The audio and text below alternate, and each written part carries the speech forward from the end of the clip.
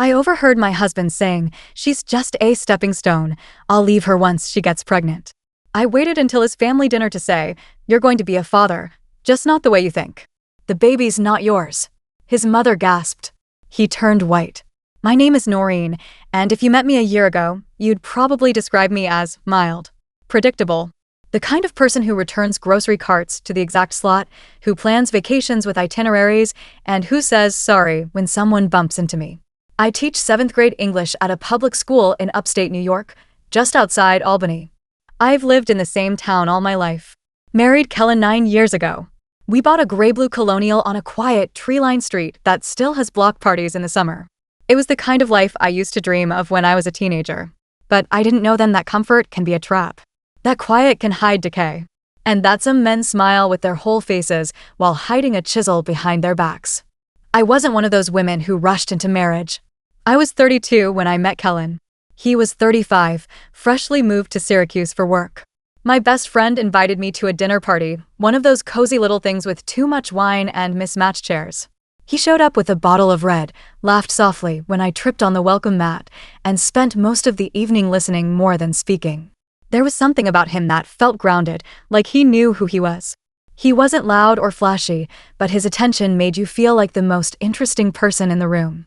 After years of dating immature men who disappeared after 3 months or crumbled under pressure, Kellen felt like a step into adulthood. We moved in together after a year, married in a small ceremony with autumn leaves as our backdrop. For the first few years, it was comfortable. I'd make dinner while he worked late. On weekends, we'd go hiking in the Adirondacks or take short road trips to Vermont. We weren't passionate exactly, but I thought passion was for the young, for people who hadn't yet been hurt. What we had was calm. Steady. And that, I told myself, was better.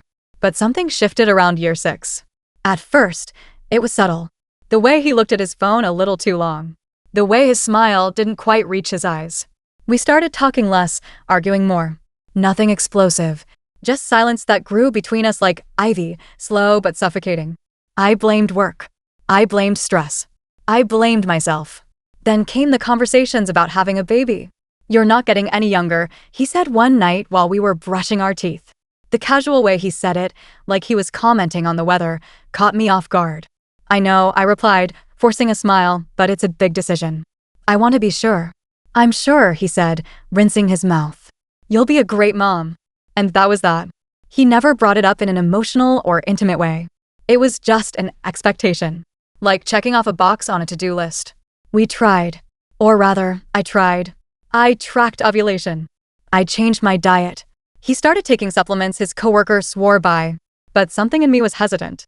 Every time I looked at Kellen, really looked at him, a strange chill would settle in my chest. Like I was about to step onto a bridge that might collapse under me. I ignored it. Like I ignored everything else. Then came the night that changed everything. It was late September. The house was quiet, except for the sound of laundry tumbling in the dryer. I couldn't sleep, so I decided to fold clothes. As I walked down the hallway with a basket on my hip, I heard Kellen's voice coming from the guest room. He'd turned it into a home office a few months earlier, saying he needed a quiet space to focus. I paused at the door. "She's just a stepping stone," he said. His voice was low, cold. "Once she's pregnant, I'll bounce. I've already got a spot lined up in Baltimore. I'm not dragging a kid and her bull SHT down there." I didn't breathe. I didn't move. "I told you," he continued, "once the timing's right, I'm gone. She's convenient, that's it." I backed away slowly. My legs felt like they didn't belong to me. I walked to our bedroom, sat on the edge of the bed, and stared at the wall.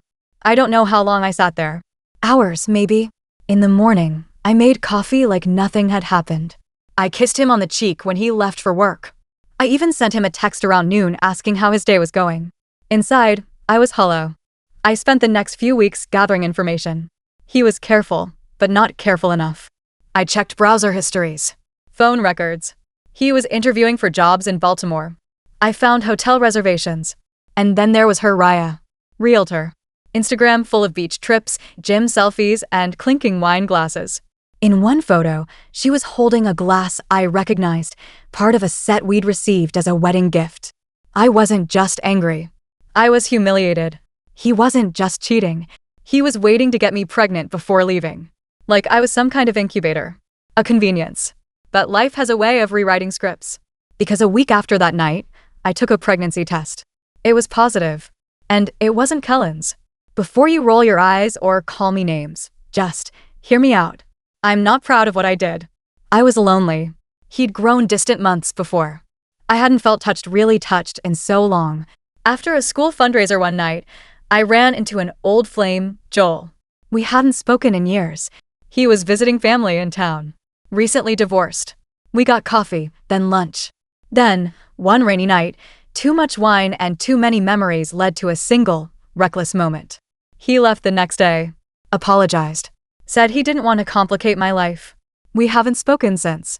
So, there I was, pregnant. Alone.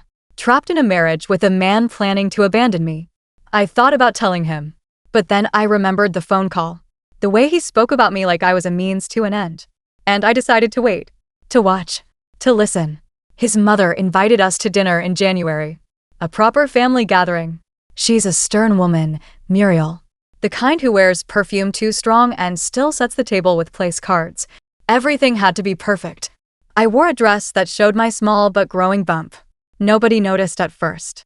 We sat around the table, eating overcooked roast and under-seasoned potatoes. The conversation was dull, polite. Then Muriel's husband leaned forward and asked the question that changed the evening. So, he said, smiling, "Any big news?" Kellen smiled, smug as ever. "We're working on it," he said. I cleared my throat. "Actually," I said, placing my napkin down. "I am pregnant." Gasps. Cheers.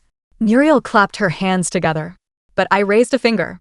"There's something else," I said, my voice calm, almost kind. Kellen's smile faltered. "You're going to be a father," I said, "just not the way you think. The baby's not yours." Silence. It stretched across the table like a crack in glass. Muriel's hand flew to her mouth. Talia stared, stunned. Kellen looked like he'd been punched. His skin went gray. I reached into my purse and pulled out the ultrasound photo, placing it gently on the table in front of him. "This is my child," I said. "I heard what you said. I know about Raya. I know you were going to leave. I was just waiting for the right moment to tell you." He didn't speak. Not a word. Just stared at the photo like it might disappear. I stood up, picked up my coat, smiled politely at Muriel. "I'll be filing for divorce Monday." And I walked out. I don't remember the drive home. I know it was snowing. I remember the flakes looked almost too perfect, like they belonged in a movie and not on my windshield. I kept the radio off and let the silence fill the car. My hands were shaking the whole time, not from fear, not anymore, but from the adrenaline wearing off. You spend so long rehearsing a moment like that, preparing yourself for every possibility, and then when it actually happens, it leaves you hollow. Like you'd build up an explosion in your mind, only to find yourself standing in the quiet after the blast. He didn't come home that night. And I didn't expect him to. I left the front light on, though, just so he'd know I wasn't afraid. That this was still my house, and I wasn't the one who needed to disappear. The next morning, I woke up to 14 missed calls and 5 voicemails. The texts ranged from confused to furious to pathetic. "We need to talk. What the hell is going on? You're being completely irrational. Let's just discuss this like adults. You've made a mistake." I didn't reply to any of them. What was there to say? He came by that evening. I saw his car pulling into the driveway as I stood in the kitchen, eating crackers straight out of the box. I didn't move to open the door. He knocked once, then again. After a pause, he started banging louder, and I finally opened it not because I wanted to talk, but because I wasn't going to give him the satisfaction of imagining me curled up and hiding. He looked different. Not disheveled, but off. The usual control in his expression was gone. His face was pale, lips tight. His hair was slightly out of place. I had never seen Kellen out of composure before. He was a man who ironed his socks, who color-coded his planner, who once got into a full-blown argument with a barista over the spacing on a printed receipt. But now, he looked like a man whose perfect little world had cracked in the middle and he couldn't find the glue. "I need to talk to you," he said quietly. I stood there for a moment, then stepped aside. 5 minutes. He walked in slowly, looking around the living room like he didn't recognize it anymore. Maybe he didn't. Maybe he'd always seen this house as temporary, a pit stop between cities, between lives. He began and rubbed his forehead, like the weight of what he wanted to say hurt physically. "I don't even know where to start." "Try the truth," I said. That would be new for you. He winced. Noreen, I never meant for it to get this far. I laughed, a short, bitter sound. That's the best you've got? I never meant for it to get this far? You were planning a relocation. You had someone waiting. You made me think I was building a future while you were building an exit. I panicked, he said quickly. I started doubting things, and I was weak. I'm sorry. I didn't handle it right, but you called me a stepping stone. I interrupted. Do you even understand what that means? I was a placeholder to you. You were waiting for me to give you a child and then disappear from your life. I was an inconvenience you had to manage. Do you know how sick that is? He opened his mouth, then closed it again. I made one mistake, he said finally, but his voice was quieter now. You made one too. He was talking about the baby. I felt a flare of heat in my chest. You cheated. You lied. You made long-term plans with another woman. I had one night, Kellen. One moment of weakness after months of being treated like I didn't exist. I didn't trap you. You were already gone. He stared at the floor. I could see his hands trembling at his sides. I can still be there, he said suddenly. For the baby. I'll step up. I'll help. My laugh this time was colder. She's not your child. You made it very clear you didn't want to drag a kid into your next phase. So don't pretend now. I don't need you. She doesn't need you. We stood in silence for a long moment. Then he nodded, almost like he'd expected this all along but had hoped maybe I'd cave. He walked out without another word. The silence he left behind was heavy. For days after, it lingered like smoke. I kept expecting him to call again, to try harder, to show up with some dramatic gesture like you see in movies. But the truth is, Kellen was never the man for drama. He was the kind of man who'd burn a bridge and then draw up a spreadsheet about its cost-benefit analysis. What came next was messier than I could have imagined. The divorce process began almost immediately, and it wasn't friendly. He tried to play nice at first, offering compromises, trying to stay civil. But once he realized I wasn't open to negotiation, that I wasn't asking for alimony or chasing him for custody over a child that wasn't his tone changed. Suddenly, I was the villain. He told his family I'd manipulated him, that I'd cheated first, that the pregnancy was a trap. Muriel stopped calling. Talia blocked me on social media. I expected that. Loyalty in families like theirs isn't about truth, it's about image. And I had shattered theirs with a few words over dinner. But something strange happened during that storm. I stopped feeling scared. I went to work. I taught my students. I grew rounder and slower with each month. I found new rituals, mornings with decaf tea, slow walks after school, quiet evenings reading on the couch with my hand resting over the small kicks beneath my ribs. There was peace in the routine, solace in the simplicity. For the first time in years, I was living a life that didn't feel like a performance.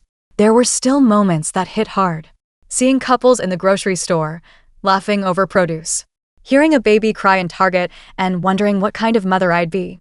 Lying awake at night wondering if Joel ever thought about me. If he even knew. If I should tell him. I kept the ultrasound photo on my nightstand, the same one I'd handed Kellen. It reminded me of how far I'd come. Of what I was protecting. Of what I'd refused to let be used as leverage by someone who didn't see me as human. As the weeks passed, I started cleaning out the guest room. The one he'd used as his little sanctuary. I painted the walls a pale green and opened the windows even on cold days, letting fresh air erase what was left of him. I bought a used rocking chair from a neighbor 2 streets over and set it near the window. The light there was soft in the morning. It felt like the kind of spot a child would love to nap in. I didn't cry often. Not anymore. But one afternoon, sitting in that chair with a baby blanket across my lap, I felt the tears come not out of sadness, but something else. Maybe release. Maybe quiet joy. I wasn't alone. Not really. And I was no one's stepping stone. Spring came late that year. March was gray and stubborn, clinging to its frost like it couldn't quite let go of winter. I was 7 months along and starting to waddle, my hips aching constantly, the center of gravity in my body no longer where it used to be. Every movement felt deliberate. Slower, but also purposeful. My world had become very small. I kept to myself mostly. I had good days and tired days, and some days where just the sound of my neighbor's lawnmower felt like too much. The house was quieter without Kellen, though I was surprised at how quickly it stopped feeling like his at all. The memory of him was fading, quick glances in mirrors, the faintest echo of his cologne on an old jacket he'd forgotten in the hall closet. But even those traces began to feel more like ghosts than grief. What I didn't expect, though, was the loneliness that crept in during unexpected moments. Not the kind that begs for someone to talk to or lie next to, but the kind that sits inside you like a dull ache. A reminder that you are now a team of one. That this next chapter was going to be navigated without a map or a co-pilot. I didn't reach out to anyone about the pregnancy, except my friend Elsie from work. She was my department lead and had been through a messy divorce of her own years ago. She was the kind of woman who cursed freely and brought homemade soup in mason jars and always knew when to offer advice and when to just sit in silence. She didn't ask for the full story, just hugged me and brought over maternity leggings and a big box of Tums. Let people think what they want, she told me once while we sat on my porch drinking ginger tea. Let Kellen spin his little stories. The people who know you? They'll know. I clung to that. Still, there were whispers. Small-town gossip has a way of seeping through even the thickest walls. I heard from another teacher that Muriel had shown up at one of the school board meetings, acting pleasant but making subtle digs about the moral example being set by staff. I let it go. There was no fight left in me for women like her. At night, I sometimes caught myself scrolling through old pictures, vacations, birthdays, even selfies I'd forgotten we'd taken. I didn't miss him. Not really. I missed the idea of what I thought we had. The safety I'd clung to for so long. That was the hardest part to let go of. The story I'd written in my head, the future I'd planned out like a syllabus. And then, one day in mid-April, I got a letter in the mail. It wasn't from Kellen. It was from his lawyer. Apparently, he'd officially accepted the divorce agreement, with one small addition, a request to be removed from any mention on the birth certificate. I stood at my kitchen counter, holding the paper in one hand, my other resting on my stomach, where my daughter kicked softly. He didn't want her name associated with his. Not even as a mistake. And you know what? I felt relieved. There would be no confusion. No co-parenting drama. No looming shadow of a man trying to insert himself into a life he'd already chosen to walk away from. I folded the letter neatly, slipped it into a drawer I rarely opened, and turned off the kettle that had begun to scream on the stove. That night, I slept better than I had in weeks. But the quiet didn't last. A week later, I got a call I didn't expect. Joel. His name flashed across my screen while I was grading papers on the living room floor, legs outstretched and belly nudging a stack of essays I had no energy to finish. I stared at the name for a long time. My heart sped up. I hadn't heard from him since that night, months ago now. I thought he'd written it off as a one-time lapse. I thought I had. I didn't answer right away. I let it ring until it stopped. Then I stared at the screen some more, heart racing, thoughts spiraling. A few minutes later, he sent a text. Hey, I'm sorry to reach out of the blue. I've been thinking about you. Can we talk? I sat there, phone in my lap, unsure of how to breathe. Part of me wanted to throw it across the room. Another part wanted to call him instantly, cry into the receiver, ask why he disappeared, why he never followed up, why he waited until now. Instead, I turned the phone off and went to bed. Sleep didn't come easily that night.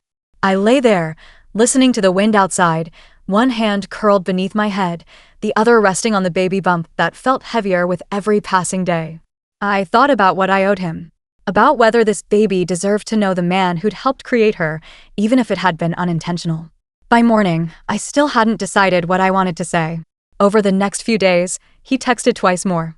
The second time he apologized for the silence. Said he'd been scared. Said he hadn't stopped thinking about me. That he'd heard through a mutual friend that I was pregnant and realized maybe I hadn't told him because I was angry or afraid or didn't want him involved. That he didn't know what role he was allowed to play but wanted to ask anyway. It took me another week to respond. Not because I was angry, but because I needed to know I was doing it for the right reasons, not out of hope or guilt or desperation. I sent a short message. I'm okay. The baby's okay. We can talk, but not right now. I need space. He replied almost instantly. I understand. I'll wait. And just like that, he was back in my life, at the edge of it. Not barging in, not demanding anything. Just waiting. It was strange how much that simple act changed the air around me. I started thinking about the future in a new way, not just as survival, but maybe even as possibility. I didn't know if Joel would be part of it. I didn't know if I wanted him to be. But for the first time in months, I didn't feel like the world was closing in around me. The baby moved more now. Stronger. Sometimes it startled me, this sudden flutter, a kick, a nudge against my ribs. I began talking to her out loud when I was alone. "You're coming into a mess," I told her once, sitting in the rocking chair, the nursery half-painted and cluttered with unopened boxes. "But you're already the best part of it." And I meant it. I didn't know what kind of mother I'd be. I didn't know how I'd explain any of this to her one day. But I did know this: she would never, not for 1 second, doubt that she was wanted. Not by him. Not by anyone else. By me. Always by me. May turned to June, and with it came the heavy weight of the final month of pregnancy. I moved slower, breathed heavier, and started carrying a tiny folding stool in my car in case I needed to sit while waiting in line at the grocery store. My ankles were the size of tennis balls, and I started organizing everything compulsively: drawers, closets, even my spice rack, alphabetically. Again, it was control. I know that now. When life strips you of it for so long, you start clinging to what you can organize, what you can predict. Joel never pushed. He didn't text again for a while, didn't ask for updates. He simply waited, just like he'd promised. That mattered more than I expected. I wasn't sure yet if I wanted him involved, but I did appreciate that he didn't try to claim anything. Kellen, however, didn't stay quiet for long. I hadn't spoken to him since he walked out of my living room months ago, but 2 weeks before my due date, I got an email from a law firm in Baltimore. Kellen had filed a request to have me sign a reputational confidentiality agreement as part of the divorce. A clean little contract. His new employer was a financial firm with a strict media policy, and apparently, word had traveled faster than he expected. His new relationship hadn't gone over well with the board, and his ex-wife publicly calling him out as an emotionally manipulative cheater wasn't helping his image. The wording was laughable. The undersigned agrees to refrain from sharing, implying, or insinuating any events related to the personal conduct or character of Kellen Hayes that may be considered defamatory, misleading, or reputationally damaging. I laughed out loud. A sharp, real, ugly laugh. There it was. The cherry on top. He thought he could play the part of the clean, successful man who moved on. He needed me to shut up. Neatly. Quietly. Respectfully. So I lawyered up. Not for money. Not for custody. I didn't want a dime from him. What I wanted was something far more potent: truth. My attorney helped me write a firm, professional reply. We declined to sign. We included attachments, email chains, screenshots, timestamps from his calls, photos of his mistress in our backyard during dates he'd told his company he was working remotely. We didn't send them to the press. We didn't need to. We just sent them to his firm's compliance officer, along with a note that I'd been approached to sign an agreement I never asked for. The rest unraveled on its own. 3 days later, Kellen called me. I didn't answer. He emailed next. "What are you doing? I'm asking you to be reasonable. You've made your point. Just stop now." And it was then, sitting at my desk, swollen and exhausted and holding a cold glass of apple juice, that I replied. "You used me. You lied to your employer, your family, and me. You tried to disappear without consequence. I won't let you rewrite the story for your benefit. I'm not angry anymore, Kellen. But I am done being quiet." I never heard from him again after that.